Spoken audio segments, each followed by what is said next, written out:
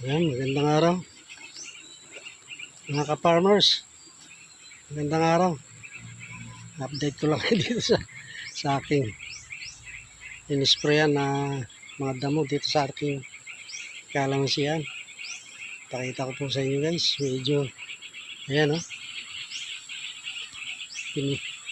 grabe po ang sukol eh. Ayan. Yan naman pong iba, medyo nalamta na. At yung po guys, isinabog nating pataba. Medyo na anuhan po ng ulan. Ayan na po siya. Ayan.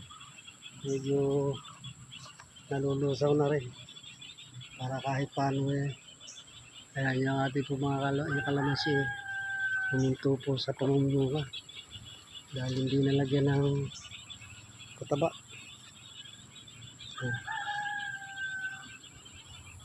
Yung mga damong gumagapang talagang sila kung ano.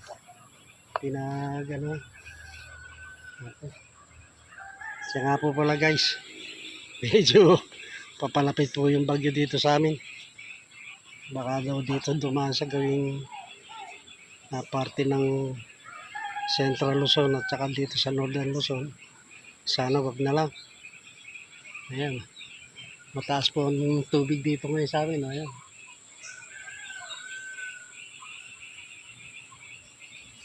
Medyo nakakabahala po pagka dito dumaan sa gawin namin.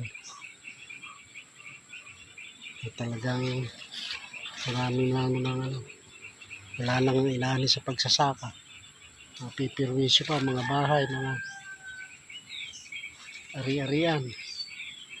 Lalo na hindi magiging maganda ang takbo ng buhay na magsasaka.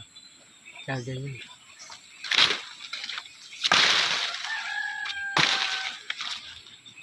Dali guys.